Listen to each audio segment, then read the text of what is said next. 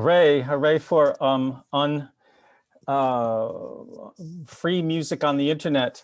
Good evening. I am John Bell, Director of the Ballard Institute and Museum of Puppetry. And as you can see, we're joined by Chimendika Wandaragala this evening for our last puppet forum of the spring University of Connecticut semester, which is entitled Access to Puppetry for Native, Black, Indigenous, and People of Color. And I wanted to mention that this event is sponsored by the Yukon Asian American Cultural Center, and we really thank our colleagues from the Asian American Cultural Center for supporting this work. I wanted to mention at the outset, because I'm so prolix and verbose, that I'm joined tonight by Emily Wicks, our Manager of Collections and Operations, who's backstage making things happen, is going to continue to make things happen. And I also wanted to let you know that we are currently installing two exhibitions. One is a remounting of our World of Puppetry kind of permanent exhibition. We'll make some changes that covers the whole global range of puppetry. And the second one is Puppetry's Racial Reckoning, which is curated by Professor Jamin Song, who's teaching at the School of Fine Arts, and is a collection of puppets from the University of Connecticut, the Ballard Institute's collections, plus historical puppets from that we have, and then work by contemporary artists like Kara Walker, Alva Rogers, Michael Richardson, Kimi Maida, Akbar Imhotep, and Garland Farwell. And this exhibit, which is kind of related to what we're talking about tonight with Chimendika, is going to examine fantasies of the East and misrepresentations of African Americans in puppetry in relation to social and cultural constructions of race. So the opening will be online. We'll actually open the museum so people can come in a socially distant, totally safe way, starting Friday, May 28th.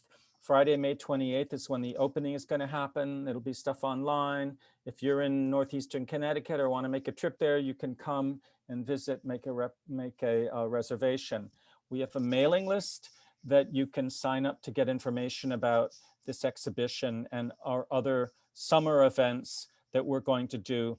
And I think my colleague Emily is posting that on the Facebooks right now. We will be doing summer programming outside in the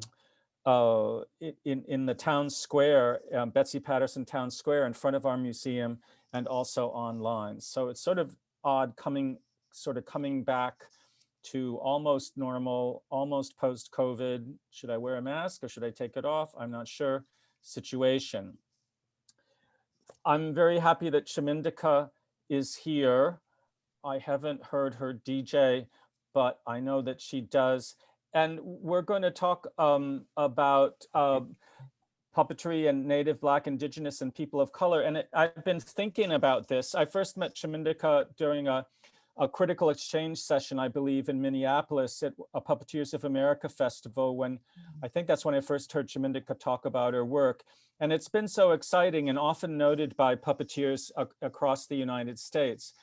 And puppetry, I'm thinking, bear with me, is often a place of contradiction. On the one hand, it's this form that's absolutely global by definition. You know, to study puppetry, you need to study culture and performance from China and India and Indonesia and all of Asia and South Asia and Africa and the Americas for Native American Indigenous work, and popular folk culture in Europe. I want to say every culture around the world has puppetry.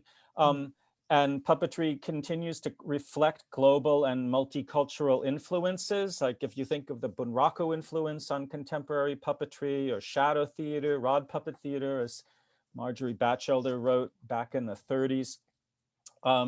But in the US, puppetry has been part of the theater world that has remained most, I want to say, and maybe I'm wrong, mostly white. It's mostly something that white folks have done, or I might be misrepresenting that. I'm sure Chimindika will. No, you're definitely not wrong. So. Okay.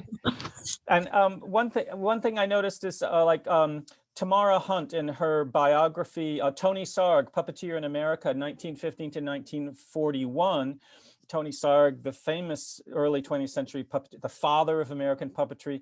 She writes, puppetry has enjoyed a long and successful tradition in most European and Asian countries, but it was not until the end of the 19th century that any major puppetry activity occurred in America. And so it just sort of obliterates in one sentence any recognition of Native American culture, First Nations culture, in a kind of astonishing way. But maybe she means like hand puppets and marionettes, which are European forms that, okay, maybe Native American folks who have thousands of years of doing something else aren't doing European style hand puppets. But this was in 1988 that she wrote that, and it just sort of struck me as this sort of our typical, or a lot of, white folks' blindness. Also recently for the World Encyclopedia of Puppetry Arts, something that I was sort of semi-involved in early on, we added American entries. Karen Smith was instrumental in that, and it's an amazing online forum. But one of the things that, like when we started making lists of American puppeteers, the only person of color, I think, was Ralph Chassé. From New Orleans. I may be wrong, but I think like we missed out on recognizing puppeteers of color. And when our colleagues, Paulette Richards, especially Paulette Richards and Edna Bland pointed that out, it was like, oh, right, whoops. And so now there's an effort that actually will involve some University of Connecticut puppet arts classes and students to sort of rectify that omission, by adding new articles. But the way that people of color sort of aren't included is interesting.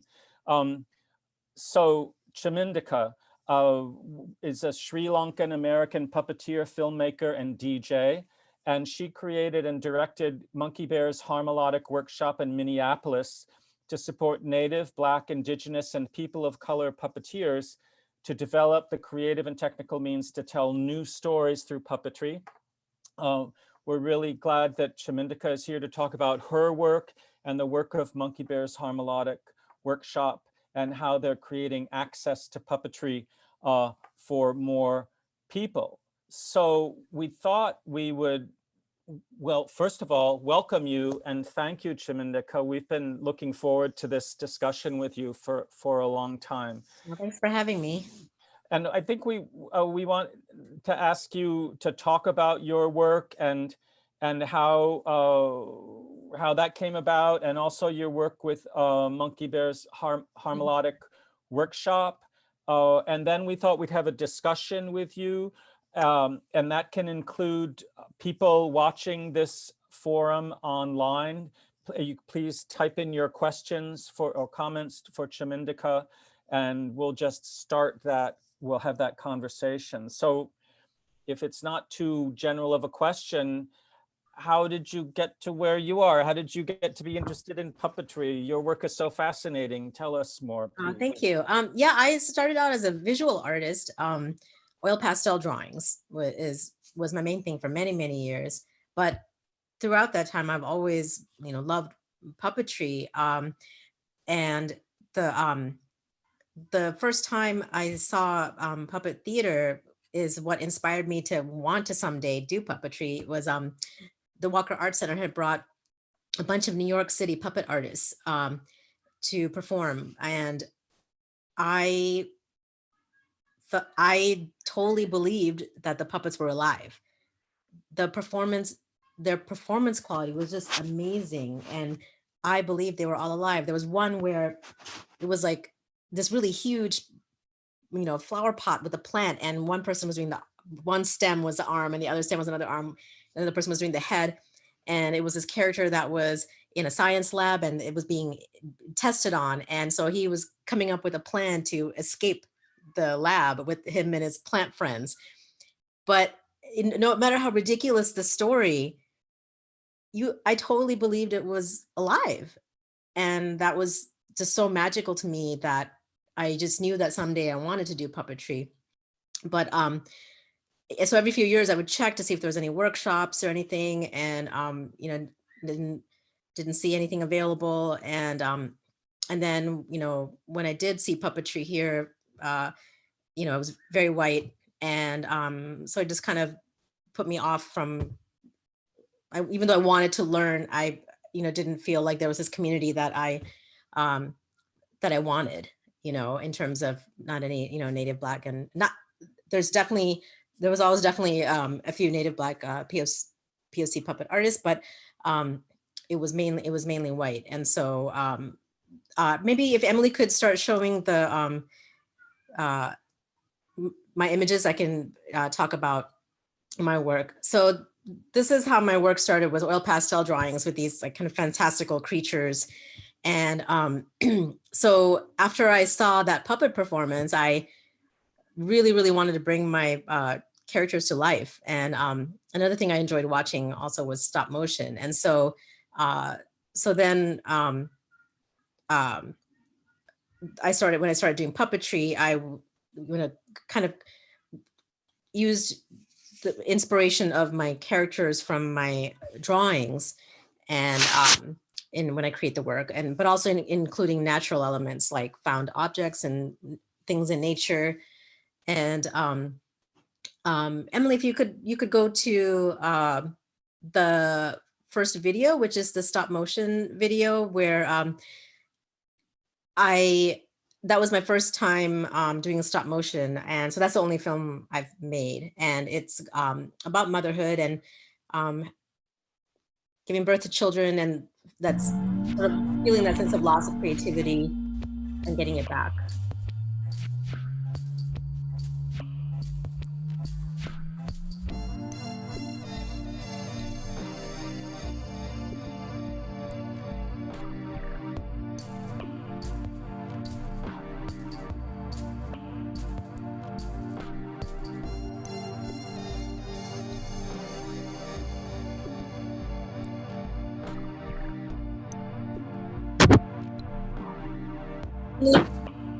Volume on that, I can kind of talk about what I'm doing. Yeah. So I did this stop motion because I had created the shadow puppets to actually perform live, but I felt very awkward doing it on the overhead, and it made me try out the stop motion instead. So that I was very excited to do stop motion, and that's another passion of mine as well. And then Emily, if you could go to the puppetry piece, the motherhood piece.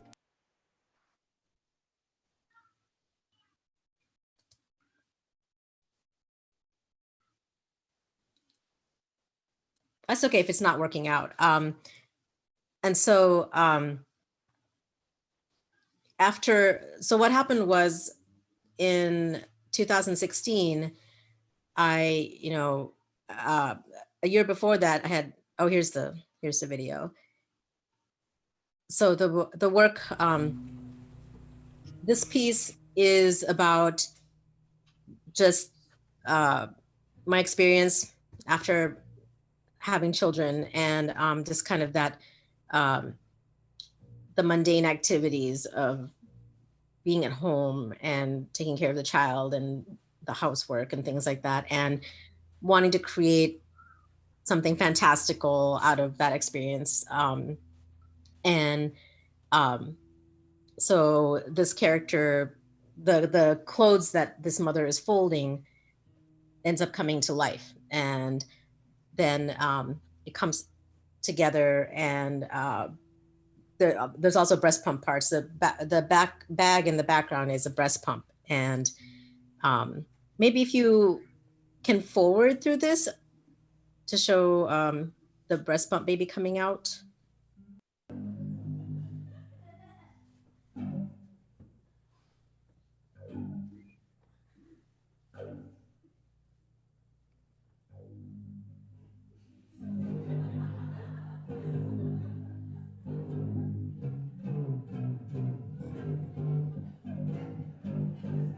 So I used actual parts from the breast pump, the plastic parts, to create that baby character. And so I think one thing I love about, you can turn the volume down. One thing I love about puppetry is being able to take objects and bring them to life, and but turn it into something else too. Like I really hated pumping, and it just consumed so much of my life back then. But to be able to take those things and turn it into this crazy creature, it's really an uplifting and cathartic experience for me. And I think a lot of folks that have gone through Monkey Bear, definitely have that same feeling um, of having like an uplifting experience when you can transform objects. Um, I think that's enough of the video now. And so I ran into Andrew Kim. He was in the country for a wedding of a mutual friend, and so that's what inspired me to start Monkey Bear, was wanting to bring him here to teach. I wanted to learn, but I didn't want to learn by myself. I wanted a community of Native Black POC artists to learn with and work with, and also just to see puppet theater by Native Black and POC folks, because it was barely here, and I just wanted to see that, and I wanted other folks to see that, and have everybody experience the magic of puppetry, because it is practiced around the world, but in the US, because it is so white, it's hard for Native Black POC artists to want to even enter that, because you're not seeing yourself reflected at all. And so I started Monkey Bear's Harmonic workshops to train as well as support folks in creating. And I really feel like Monkey Bear is really about reclaiming those cultural memories, that because it is part of everyone's culture is puppetry, and just sort of reclaiming that and being able to tell our own stories, and not just having white artists tell our stories through puppetry. So we started in 2016, and I just did an online fundraiser to bring Andrew here. And so that initial intensive is something we do every year now. And it's a week long. Each day focus on a different style of puppetry. And within each day, folks improvise, create really short little 1-2 minute scenes. Really learn the basics of different styles of, shadow, string, masks, tabletop, hand puppets, everything. And the final 2 days culminates all the learning into a sharing where Andrew directs this piece based on all the different stories that have been told throughout the week. And just to give folks the experience of actually like having to produce something. And after that, whoever completes that whole week, and it's free, to take the intensive. Actually, if you could start showing the workshop, the Monkey Bear pictures now, that'd be great. So these photos are of just the past 4 years of Monkey Bear workshops. You can see folks reading books there, like that's the beginning of the cohort. We have a lunch, and I check out art books from the library so folks can get inspired. So after people finish the week-long intensive, if you complete it, you get to be in our new Puppet Works program, which is a 6-month-long program to create a 5-minute puppet theater piece. And you get funds, money for a sound designer, 24/7 access to our studio space, and also a 4-night culminating show at a local theater here called Pillsbury House Theater. And we have feedback sessions, and they get mentorship hours, about 22, at least like 22 mentorship hours with a master puppet artist. And one thing we're really excited about is we are having mentors in training now, so that Monkey Bear alumni can, who've been doing it for a few, since we began now, can start also mentoring and giving advice. So we also do short workshops, like 1 to 2 day workshops too, where we brought like Tom Lee, Terry Pipkins, Hua Hua Zhang, and so we offer those as well. But the main programs are the week-long intensive and the 6-month-long program to create work. And then after folks have done the new Puppet Works program, we also try to connect them with other opportunities in the Twin Cities, and also future generative projects as well.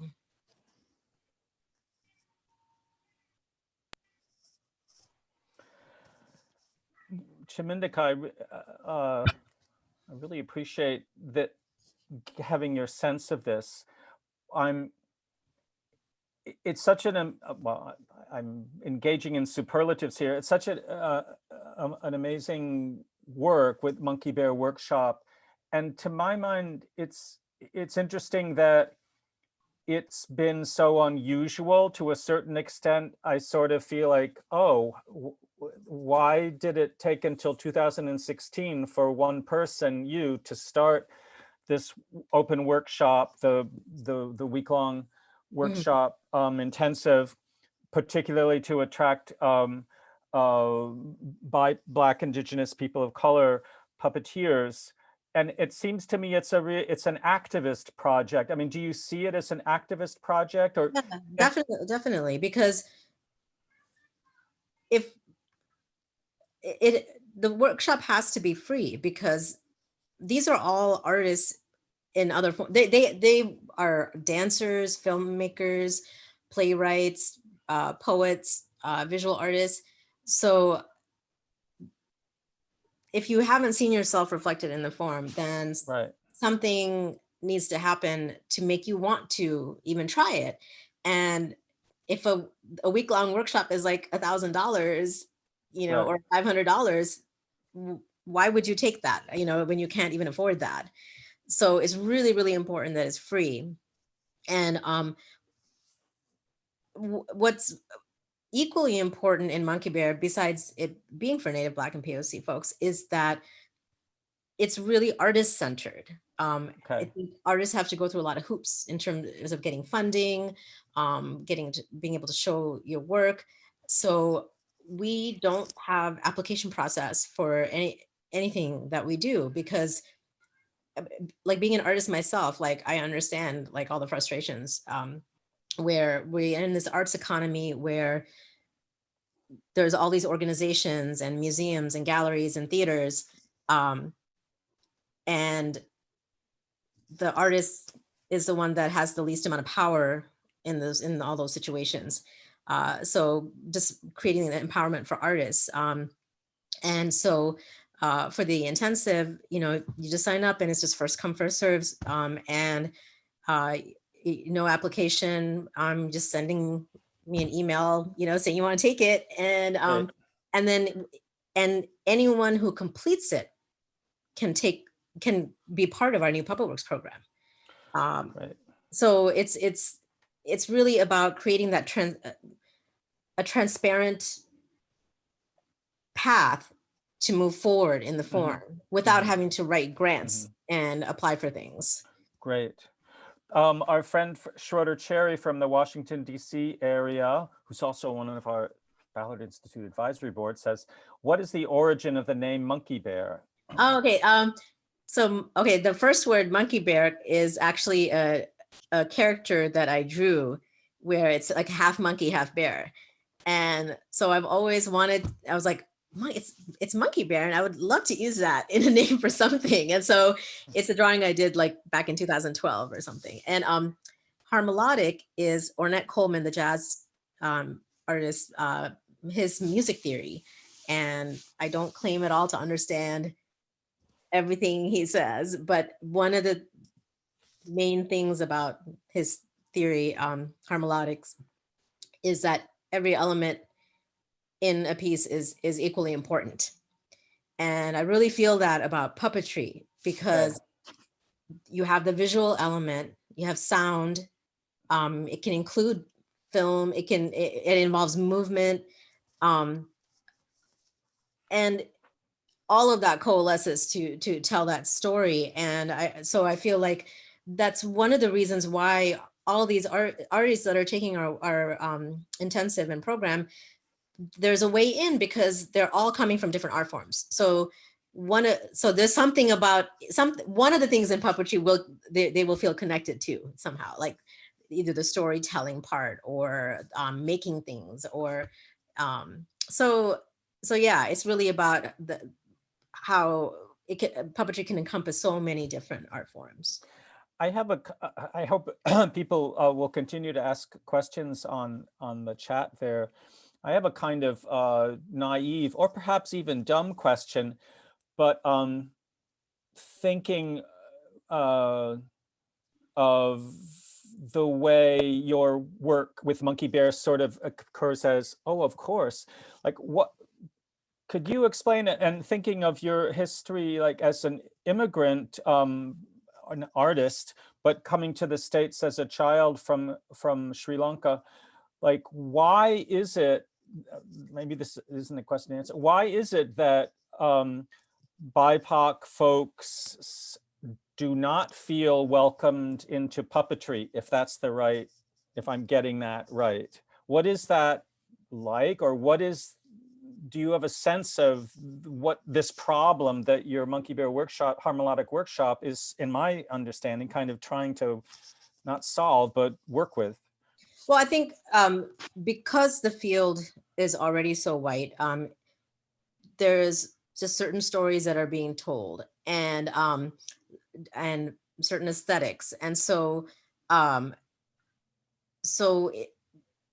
maybe you don't even want to go see that work, and if there's aren't any Native, Black, and POC folks in it, you might not feel connected to it. So, and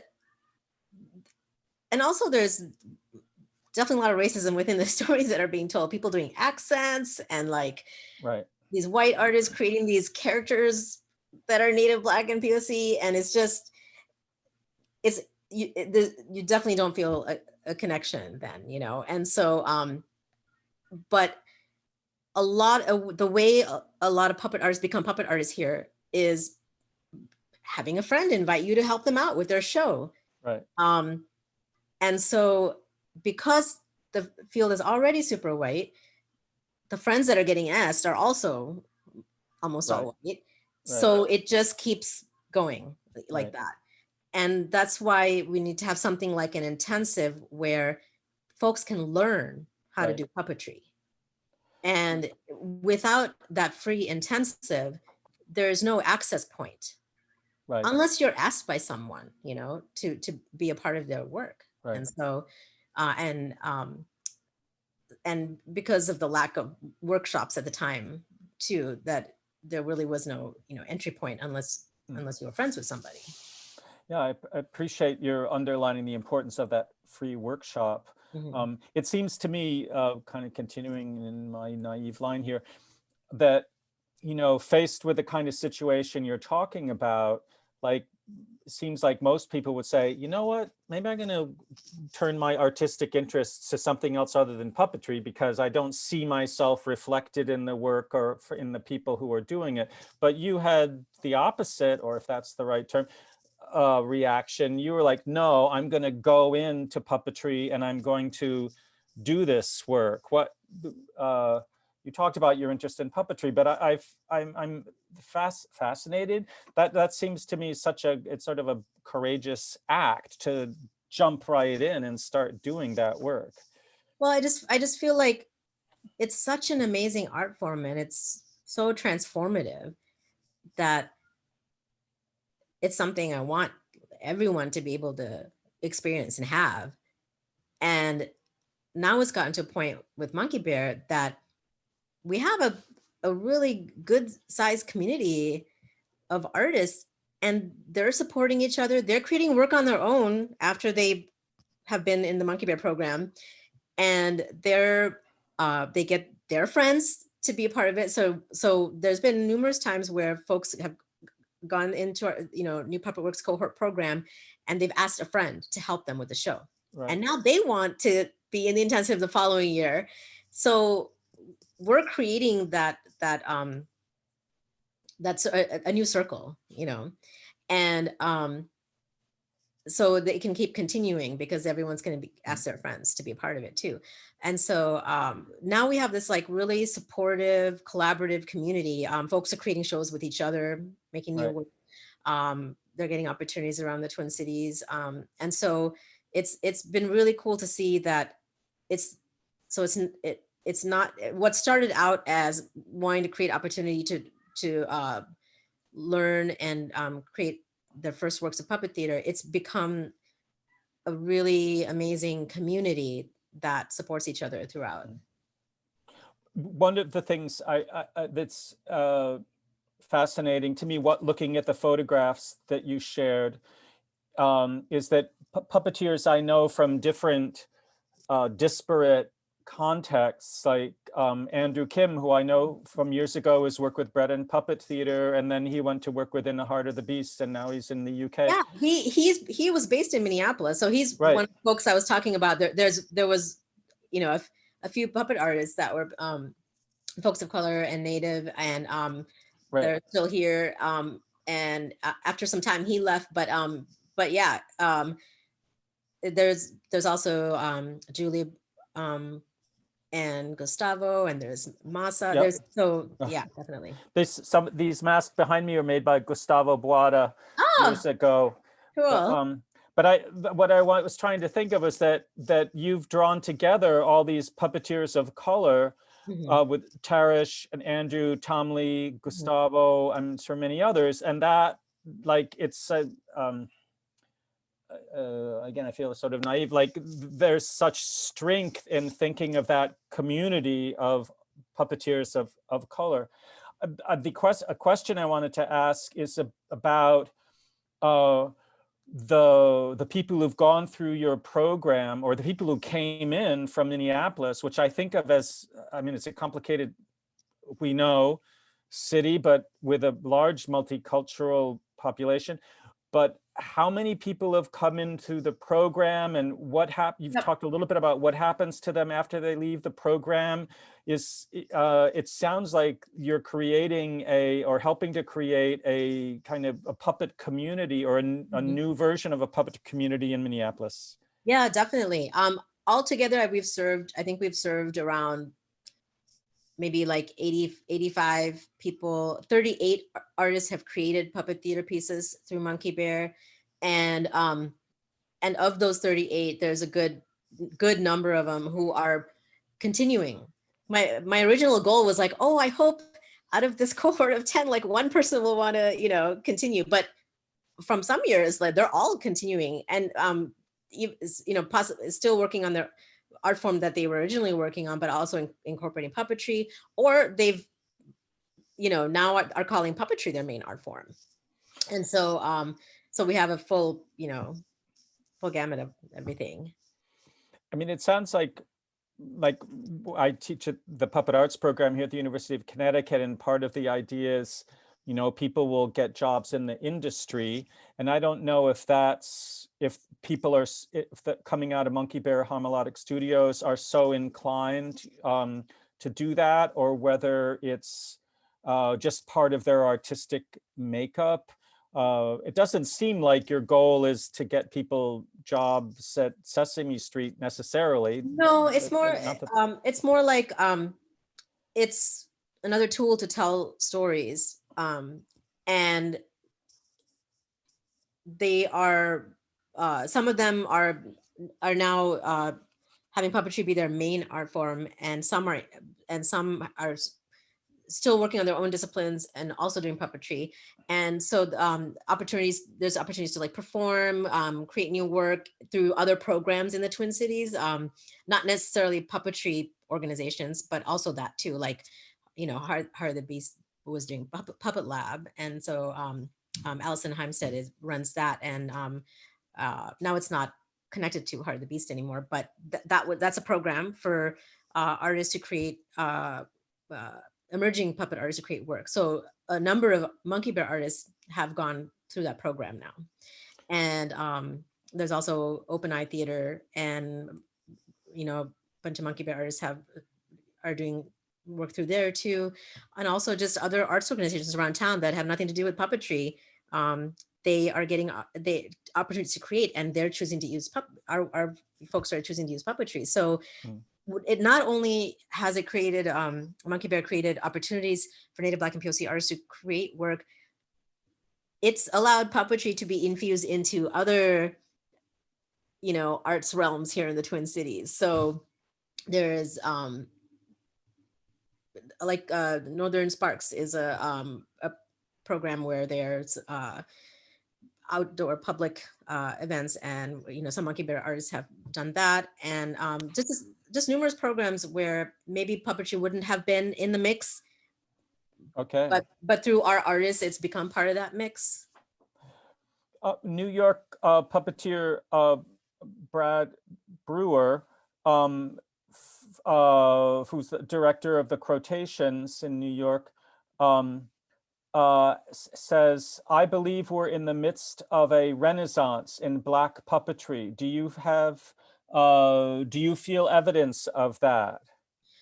Here in the Twin Cities, we have a lot of Black artists participate in Monkey Bear, and they've never done puppetry before, but through Monkey Bear are doing puppetry. And so I feel like nationally too, there's definitely, you know, more going on now too. So I feel like, you know, things are definitely moving forward.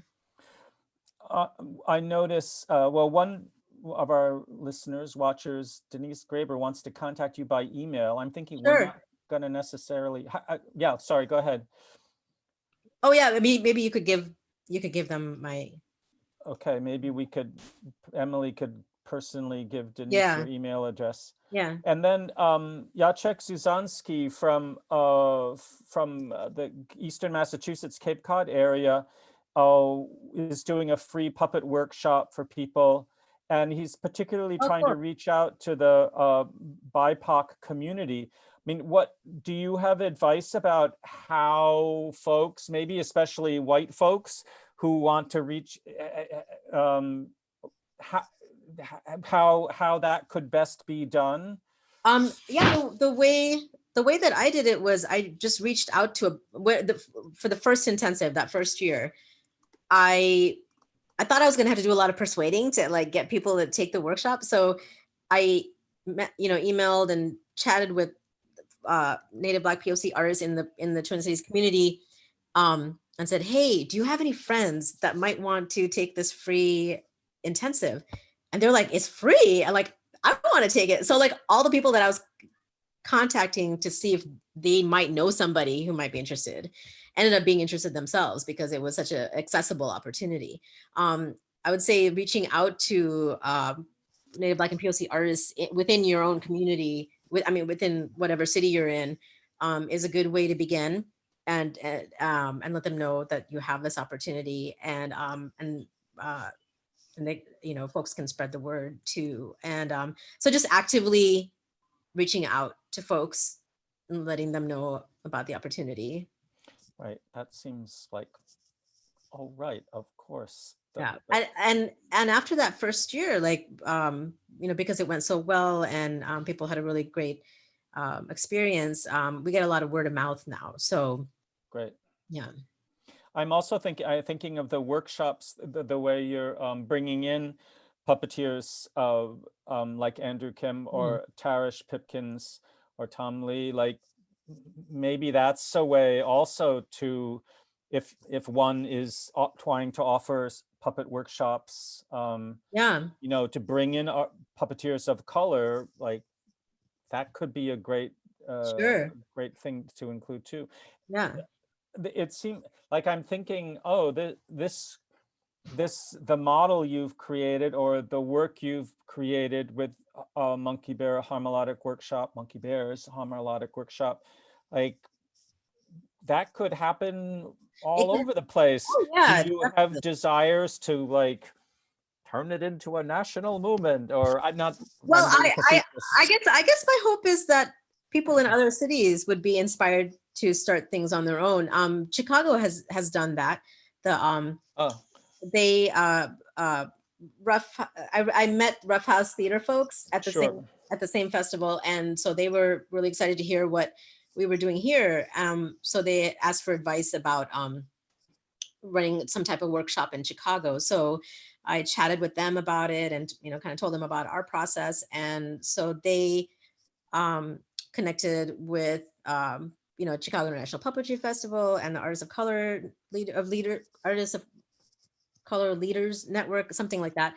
And so they all got together and they offered, and Tom Lee led that workshop, a 3-day workshop.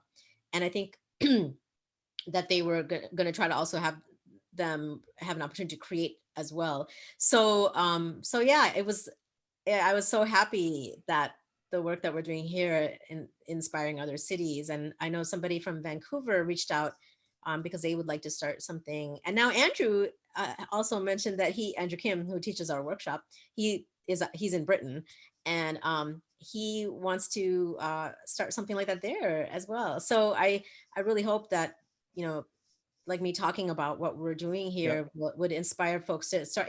It's really about just creating a support system for it, because you can teach a 2-3 day workshop, but if you're not going to support folks in creating, then where does it go beyond that workshop?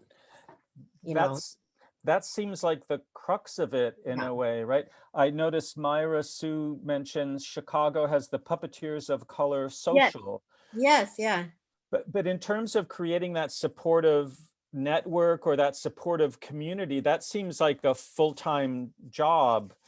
How do you do that? It is a lot of work trying to raise funds for it. It's gotten a little bit better because now I've written all these grants, so I don't have to always write something brand new. But I think if you're in a city that where the funding for the arts isn't as big as, say, here in the Twin Cities, I think getting together with like-minded folks so that maybe in the beginning, it could be a shorter workshop, maybe not a week long, and raising funds, maybe doing an online fundraiser to help support those artists that do take the workshop to create like a short piece.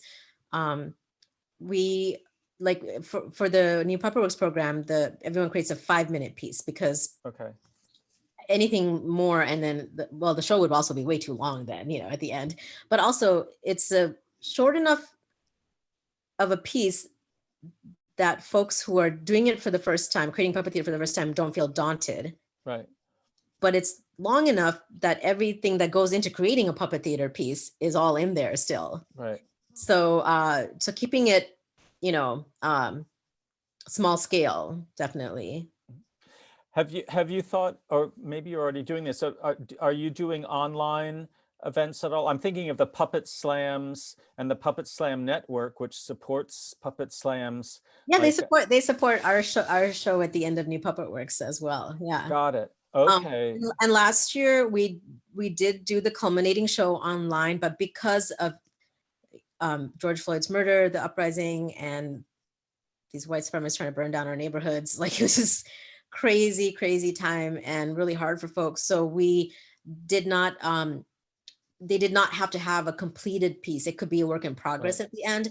And the final show was online, but very limited audience because everyone was feeling very vulnerable.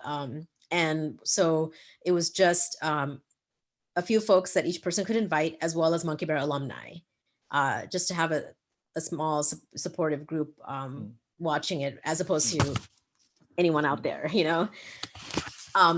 but this year, we will do we will be doing something online as well, but not till later this year, but I'll let you know. You can let folks know. Okay. We have a comment from the esteemed puppeteer Kurt Hunter from Minneapolis area, who says Chimindika is brilliant, passionate, and puts in the work. Well, Kurt is amazing. Kurt is an amazing puppet artist, and he teaches our string puppet day at our intensive. Nice. And it's just been so great that he's been willing to do it every year, and he's been very supportive of Monkey Bear. Oh, So yeah. yeah, we love Kurt. You mentioned the murder of George Floyd a minute or so ago, and last year, and in Minneapolis, of course, where you are. What I wonder how that affected the work of Monkey Bear Harmonic Studios, or what the. Let's see, what's the right question? No, I wonder how that affected your work. I see what you're saying, and it made us think a lot about how we want to serve artists in our community, right, in a bigger way. In the beginning, when we started, we're like, oh yes, someday own our own space, have more staff, be bigger. And after the murder of George Floyd and everything that happened, and with COVID also on top of everything, right. It just, like, what, maybe bigger isn't better. You know, maybe we don't need to raise money to have more bureaucratic positions, and maybe owning our own space is not what's needed right now. Maybe just getting more money to artists and supporting artists in a bigger way. And we've always been artist centric, but how can we be even more of that? It's such a hard time for artists, and especially with, obviously, with COVID and what that's done for performance and everything, and opportunities. So it really made us think about what we want to be for the future for our community.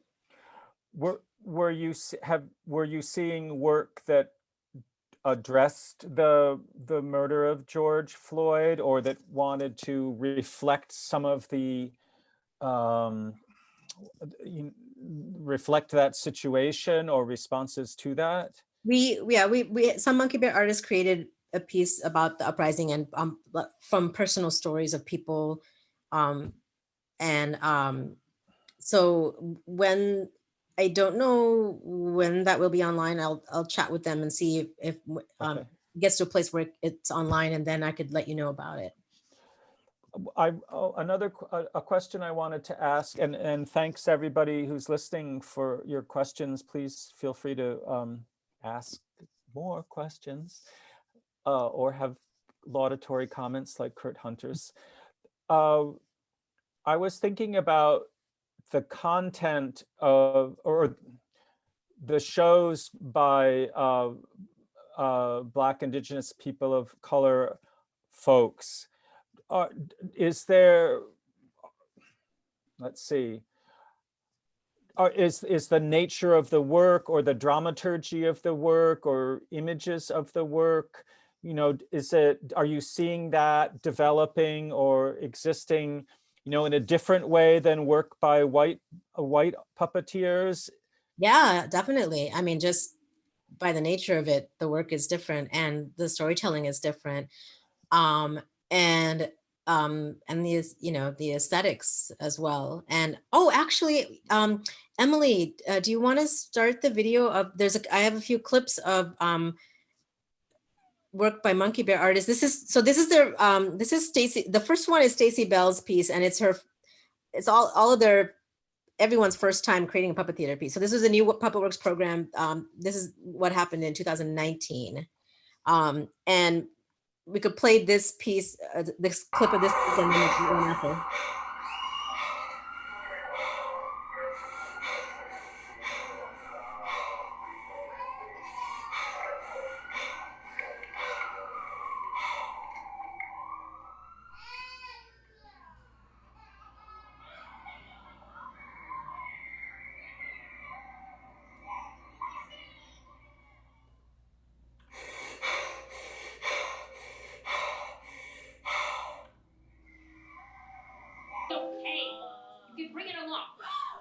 But you're carrying it. Okay, I'll carry it. No worries. Come on, let's get out of here. To Ranch Mountain!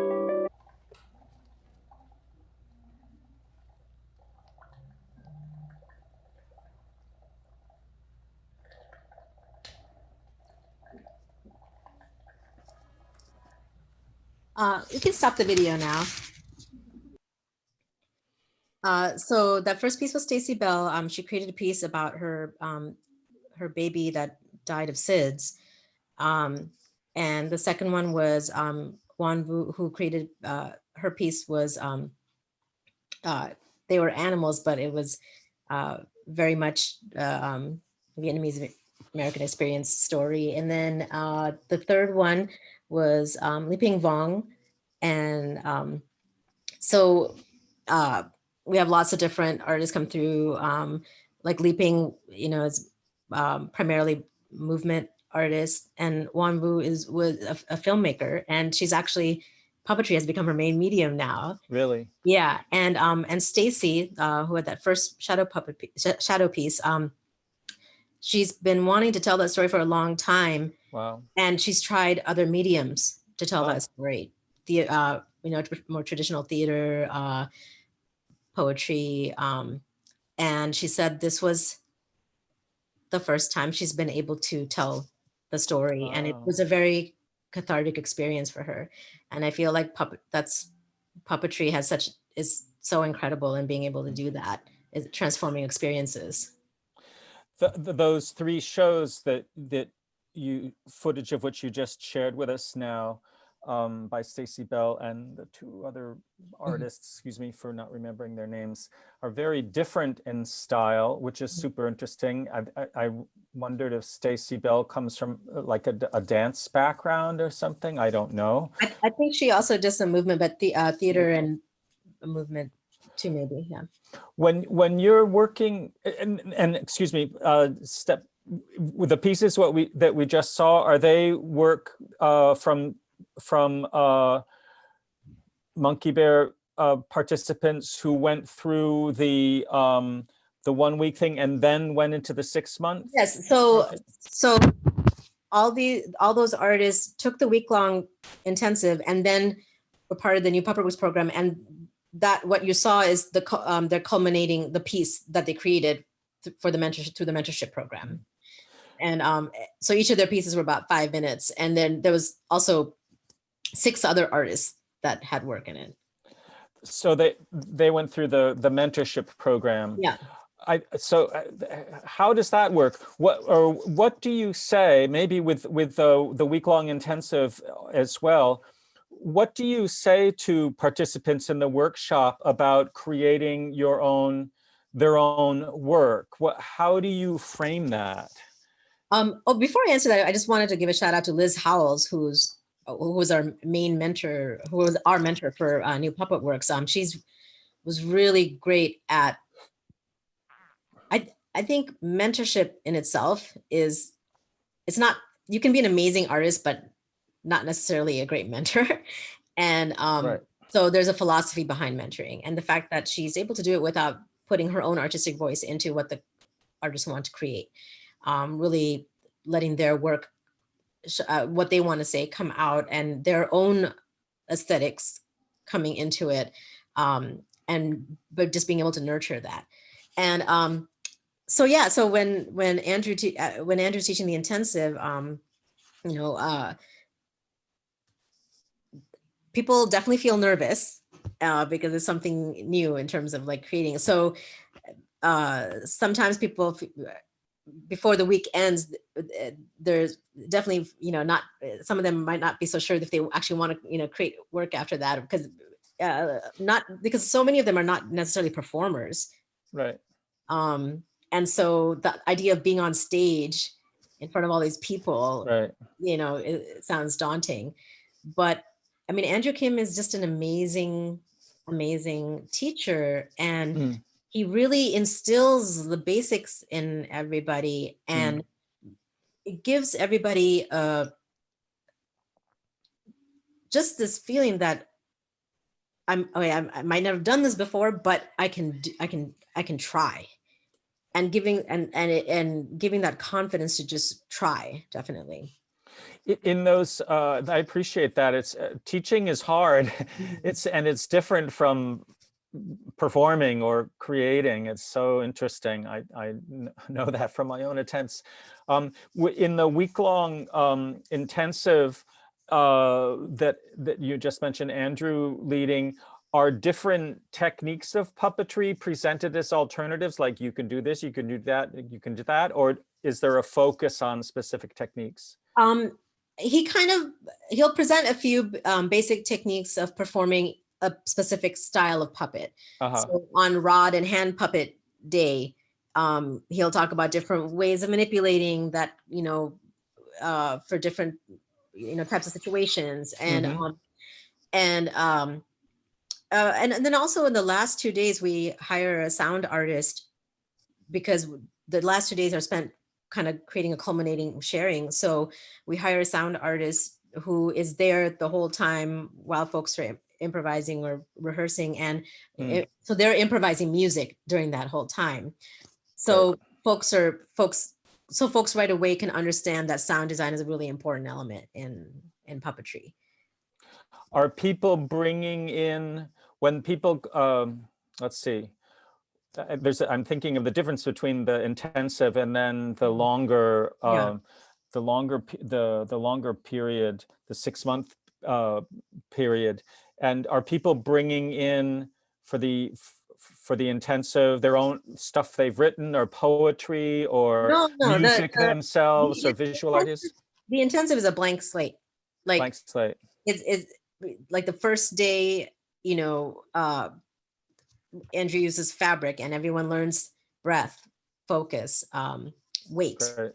So basic things like that. And then the second day might be like tabletop puppets, and then so you'll have little group improvisations and solo ones. And so basically it's just learning the techniques that he's teaching.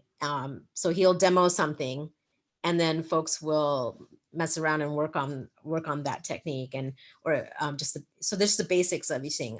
Nobody's bringing in puppets or artwork or anything. It's just like a completely blank slate. Yeah. Great. Myra Sue asks, in developing mentorship programs, I wonder if you can speak a bit on how you build your artist cohorts, or how did you, especially when Monkey Bear was new, how did you seek people out and how did people find you? Sure. Like I mentioned, for the intensive, just reaching out to other Native, Black, and POC artists and being like, hey, we're offering this. Would you like to take it? Or do you know somebody that would want to take this? But after our first year, word started spreading so that we'd have folks emailing and saying, hey, I heard about this. I would like to take it next year. So a lot of word of mouth happened after that. But it's really a lot about just having individual conversations with people, talking about it initially. And now it's at a point where like we don't have to spread the word too much, but still always just talking to people about it. Sorry, go ahead. Interrupt you. In terms of talking individually, is it a situation where you're reaching out and saying, hi, I noticed that you're a BIPOC artist. Would you be interested? Is it that kind of thing, or are people contacting you first? No, if I see someone's work, whether it be poetry or whatever, I'm like, depending on what they're doing, I could be like, hey, like, I feel like you would be really into like this thing that we're doing. And in terms of building, Myra was asking about building the cohorts. It's whoever takes the intensive. I think we have up to 10 to 12 people and not more than that, because we have a very small studio, so we can't fit a bunch more.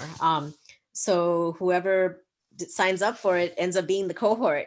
And not everyone that takes it is able to be in the 6-month thing because of time constraints or whatever for them. So sometimes, like this last year, we had an artist who actually took the intensive 2 years ago and was only able to be in the program the 6-month program last year because the timing didn't work out for them.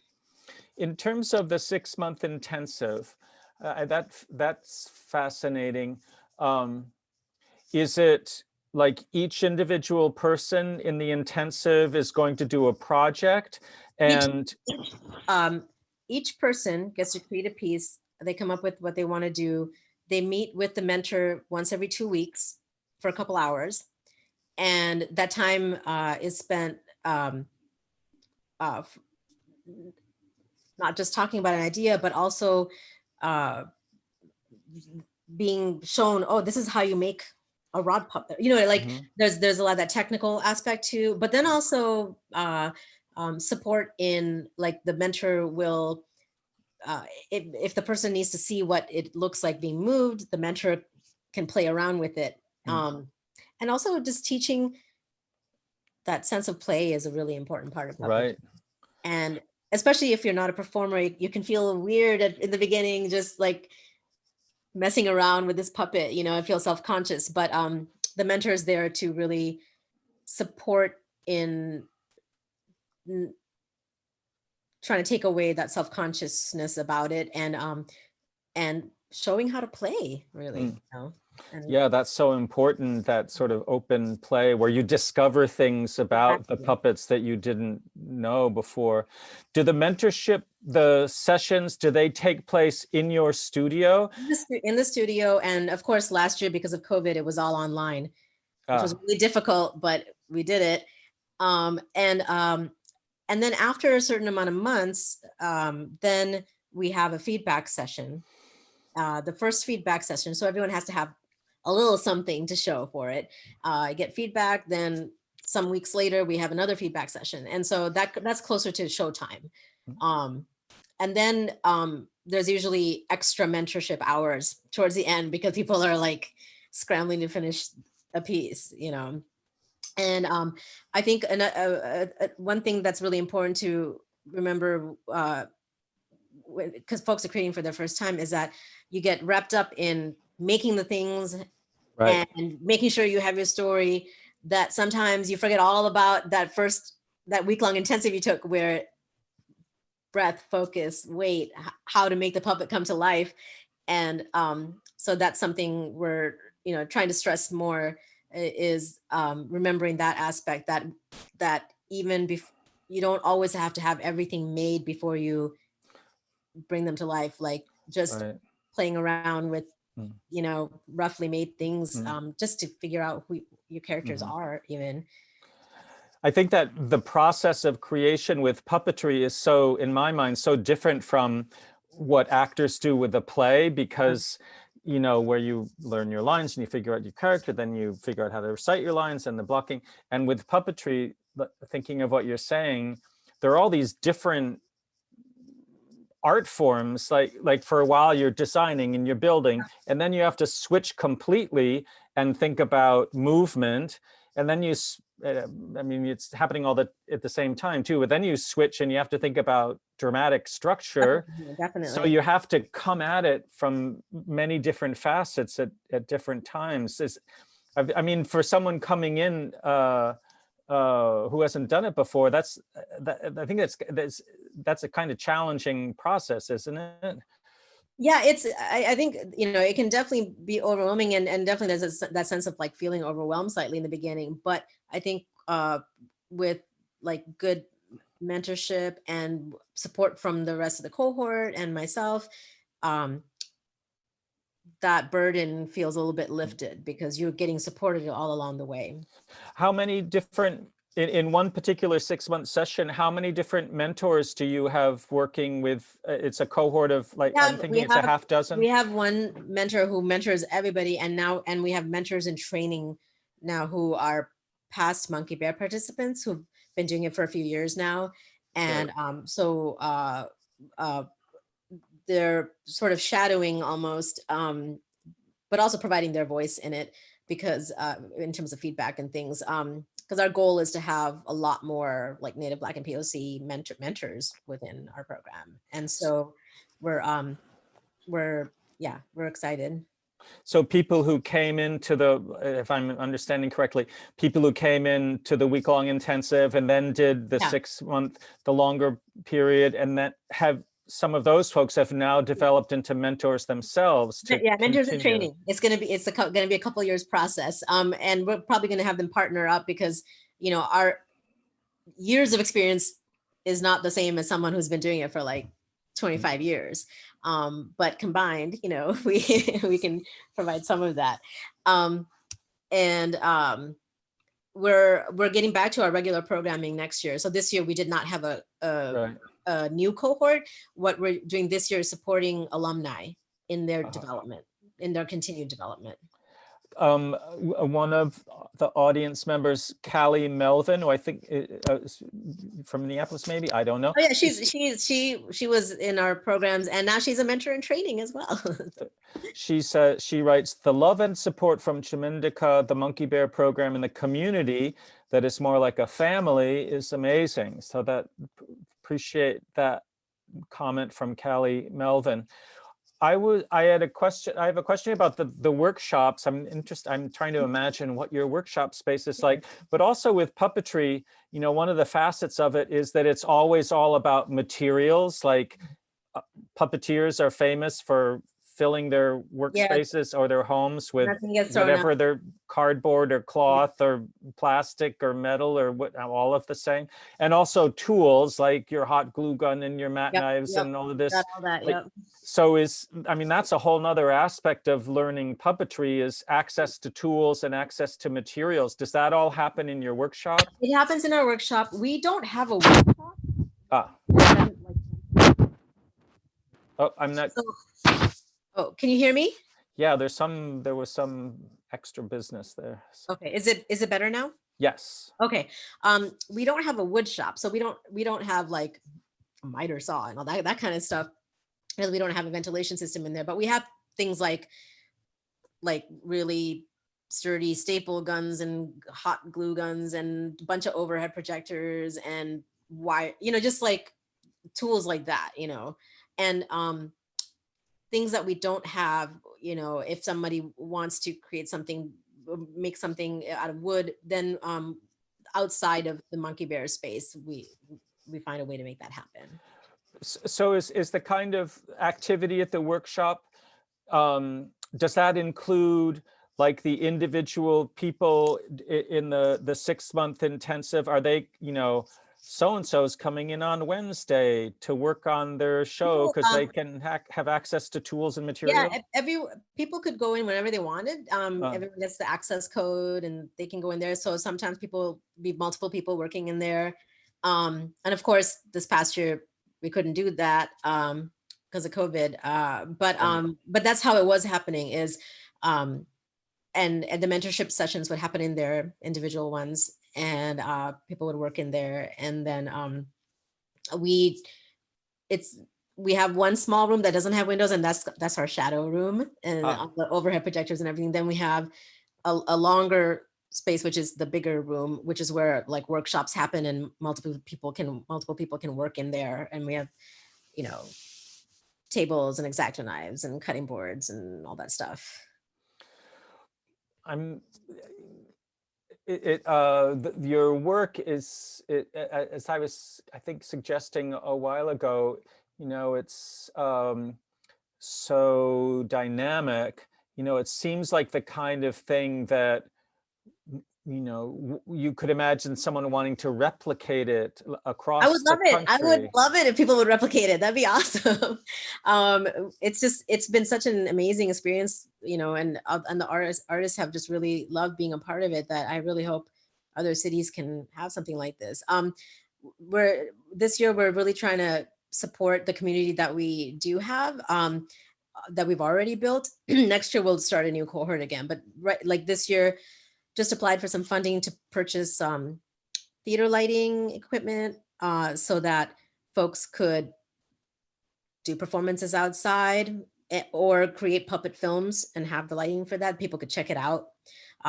Just like I talked about after, you know, George Floyd's murder and the uprising and COVID, like how can we be even more of a resource where artists don't have to spend money? Like Mhm. even when in-person theater is happening again, a lot of artists can't afford to rent a theater space. And so if we had our own lighting equipment, and, you know, training on how to use it, then folks could just use a free warehouse space or some, any space, and bring our own lighting, and so definitely going to try to do that. And we're supporting our alumni this year. Each of them gets $2,000, some more mentorship hours, and they can use the space to develop new work. No need to have an end product, like just a work in progress. So we'll have some feedback sessions outdoors in the summer as well. So just really trying to keep our community supported during this time. Art to support artists. I mean, that $2,000 is relatively modest, but I'm thinking that's coming from fundraising efforts. Are you doing all the fundraising yourself? Yeah, I write grants, and then yeah, $2,000 isn't a ton of money, but it's like we're supporting 13 artists. So and eventually I hope we can give way more money to artists. So that's the goal, is to just get more money to artists. Definitely. Great. That's, yeah, I hope I hope is it becoming easier at all to do fundraising as your work becomes more established and perhaps more well known? Easier in the sense of I don't have to keep coming up with new sentences to grants. I can kind of cut and paste a little bit more here and there than before, because we've been doing it. This is we're gonna turn 5 years old this summer. Wow, congratulations. Yeah, and we just got our first NEA grant, which is helping support the alumni this year. So trying to get more national funding as well. I think of Minneapolis, not living in Minneapolis, I live in the Boston area. I think of Minneapolis as in a way a center of puppetry in the United States, with groups like in the Heart of the Beast Puppet and Mask Theater, and Open Eye Figure Theater, and Bare Bones, and for a while there was the Full Moon Cabaret, which the Full Moon is still happening, and Liz runs that. Oh, good. And so that's still going on. Yep. And then you've been around for 5 years. Like, what is that puppet community in Minneapolis like? Are you connecting, or are those groups connecting with you? You mentioned definitely. And I mean, the goal is that our artists are part of the puppetry community, so they're getting opportunities in all the places that you mentioned. And like with Full Moon, Liz ended up hiring Andrew Young, who was in our first cohort, who's continued to do puppetry and has also been involved in the May Day Parade, Heart of the Beast, done stuff at Open Eye. So they're definitely getting opportunities in all the other puppetry organizations as well. So are there more puppeteers of color who are be involved with these other Minneapolis companies? Yes, definitely. Yeah. Really interesting, really fascinating. Liz Schachterly, I believe. Yes. Yeah. Right, from Full Moon Cabaret. So wonderful. Yeah, and her stage going, we're using her stage name with Liz Howells is what she goes. I'm sorry, say again. I'm sorry. Her stage name is Liz Howells. So Liz Howells. Yeah. Thank you. Yeah. Thank you. Very good.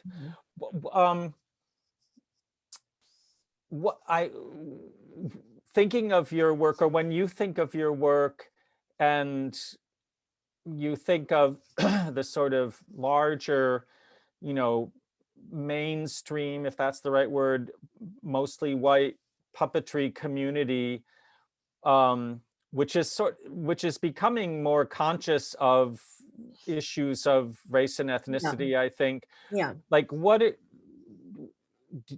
let's see. Do you have advice? What do you think, or what do you want to say, or if you want to say anything, to that mainstream community? What should white puppeteers, individually or collectively, not that you should have the job of saying that, but what do you think about this larger white puppetry community? Well, What advice do you have? I think being aware of who's not in the space and making an effort to include people that are not in the space. So um, if you as an individual, if you're just an individual, if you're creating a piece, maybe not just ask your white friends to be in it, and if you're part of an organization, what can you do within the organization to um, make it more accessible for folks?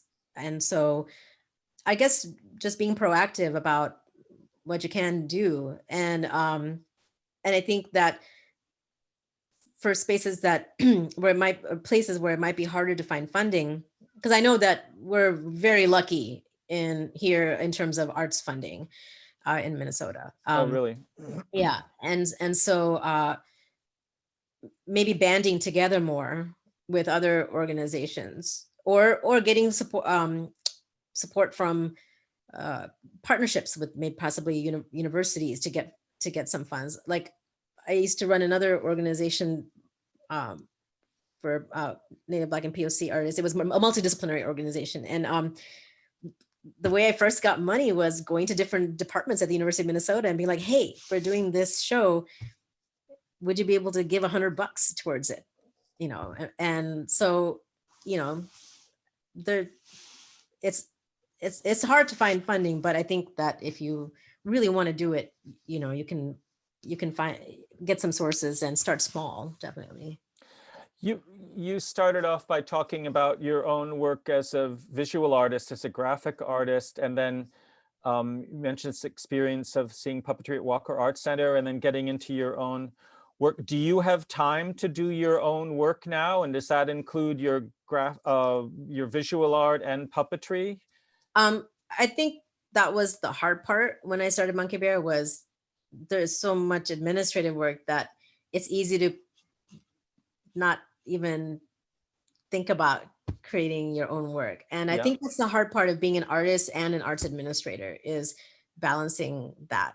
And I think what we should try to remember as artists who are arts administrators is the reason we started organizing in the first place was because of this love for the art form, right? So if I stop doing it because of the administrative side, then I'm losing that inspiration that I had to begin with. I will quit. So I won't even want to do Monkey Bear anymore then, if I don't do my art, because what inspired to me to begin with, it would be gone.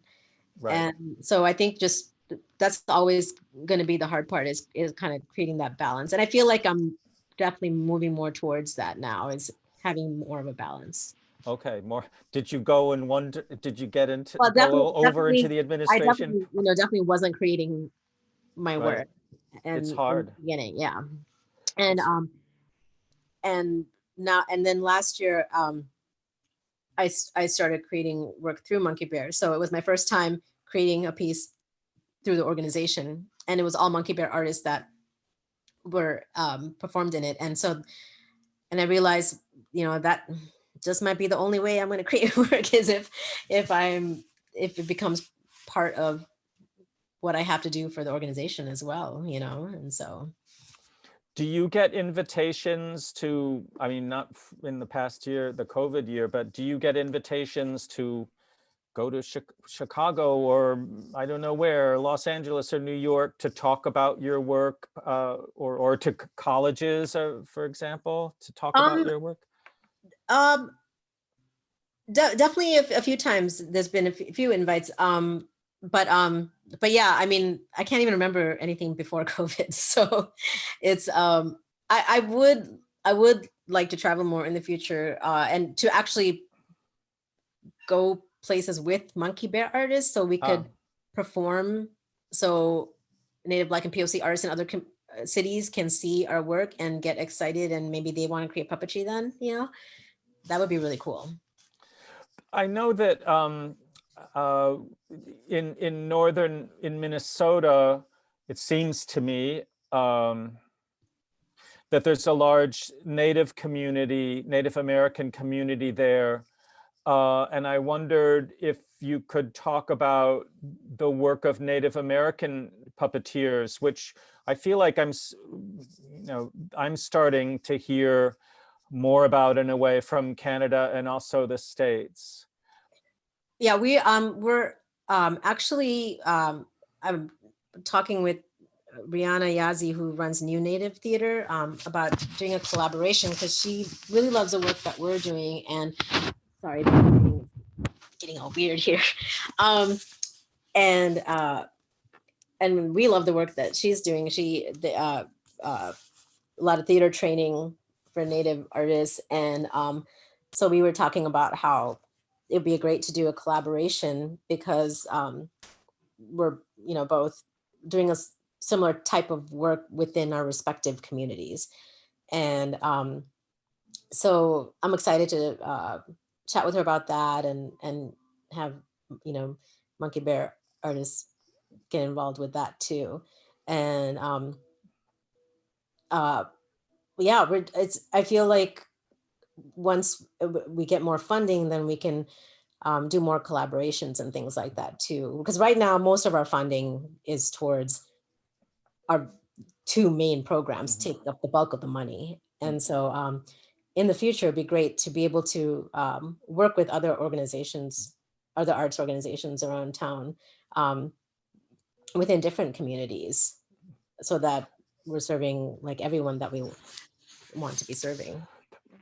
Earlier, we were talking about different I'm sort of jumping around topically, but earlier we were talking about different global traditions of puppetry. And I, in my communications with our colleague Paulette Richards, who co-curated an exhibit here, Living Objects, African American Puppetry, she's working on a book about puppet and object performance in the Black Atlantic. And I think we're getting a little static from your microphone somehow, but I don't know. But part of that is trying to think of the history, if I'm representing this, not misrepresenting it, the history of African-American performance with objects, given the situation of the diaspora and chattel slavery. With BIPOC artists you're working with, for example, you mentioned folks with a Vietnamese background or Native American background or African American background. Are people at all connecting, to, oh, there's these Vietnamese traditions like water puppets, or are there Native American traditions with objects that people are drawing on, or African American material performance traditions that people are sort of rethinking, perhaps, given the opportunity to make these puppet shows? No, definitely. That's something like artists will do individually, is based on their background, they might be interested in researching more about different cultural practices within their own culture. That's not something that we teach, because I think it would be,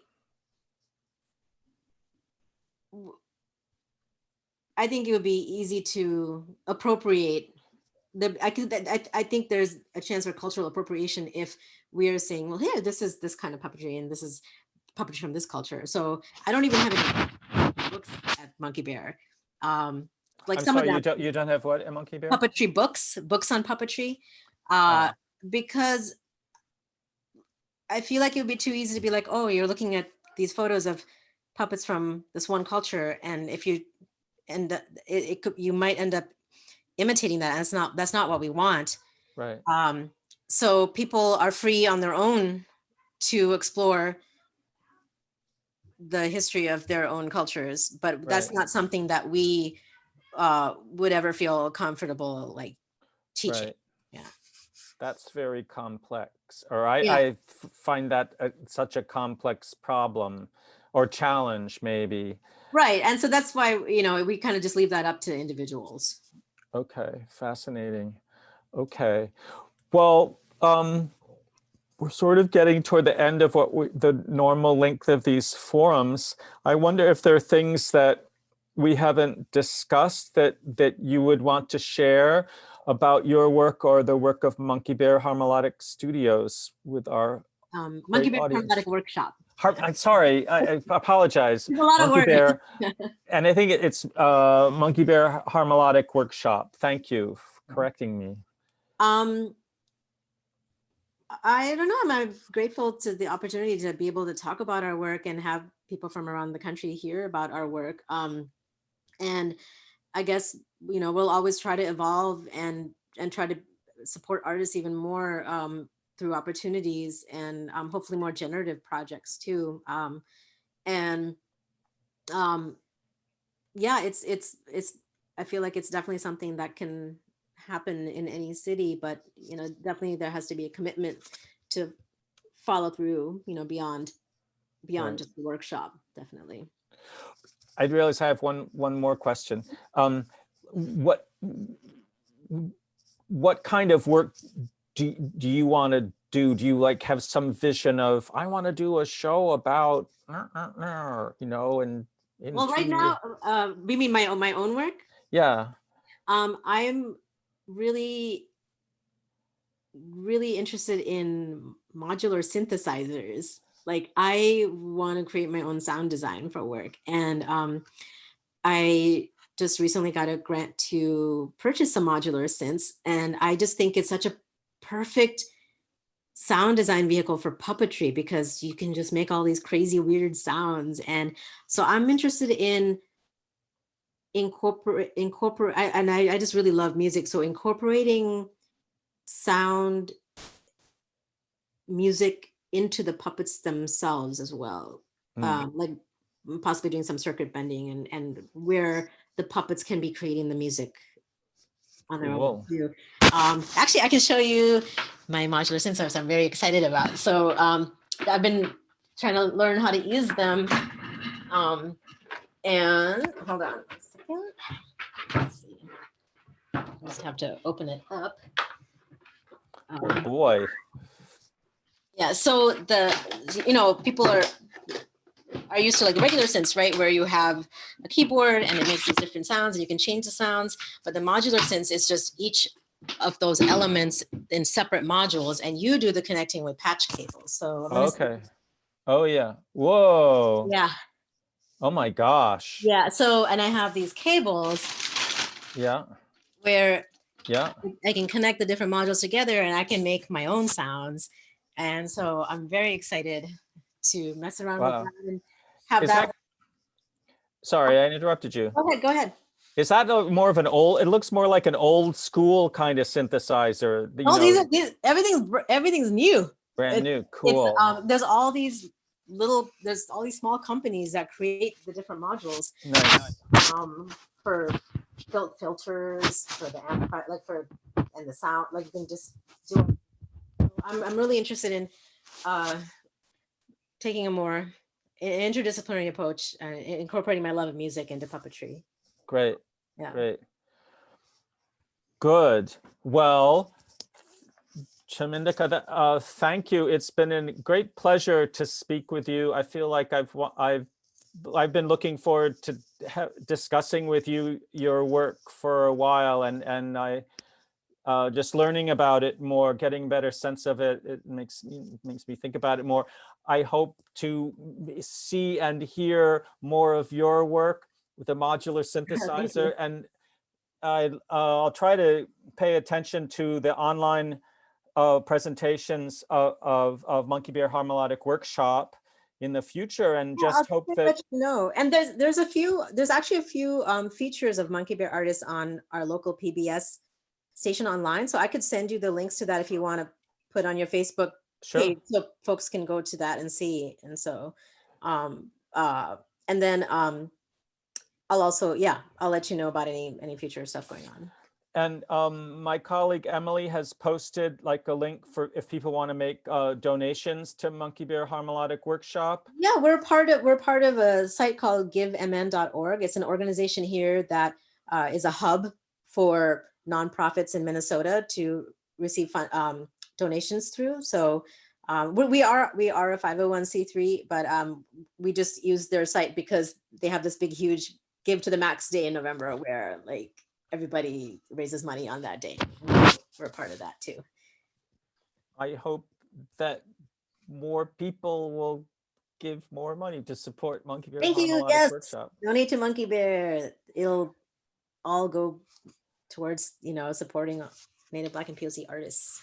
And I think people can go to your site and look at, you know, see your work and connect with your work and find out more about your work and through your social And media. the Monkey Bear site has a blog, which has not been frequently updated recently, but we do have some stuff up there as well, and our Facebook page. And I started doing more social media with Instagram for Monkey Bear, so there's a bunch of pictures up there too. Monkeybear.puppetry is our handle. Great. My colleague Emily posted like our own like fundraising site too, because we've been doing all our online stuff for free too. I want to thank everybody for watching tonight, especially our friends from Mexico. Really appreciate that. Our friends from other places are across the country and wherever people are. We hope people will tune into the opening of our next exhibition, Puppetry's Racial Reckoning, on May 28th. There'll be an online introduction to that by our curator, Dr. Jungmin Sung. And I hope that we can connect with Chamindika and Monkey Bear Harmonic Studios more in the future. And I really look forward to hearing more about your work and seeing your work. And I'm gonna go to a DJ event with you that you're doing sometime too. But just thank you so much, Chamindika. I know Emily is also looking forward to this. So thank you so much. Oh, you're welcome. Thanks for having me. Thanks everybody for Bye, watching. everyone. Thank you. Thank you.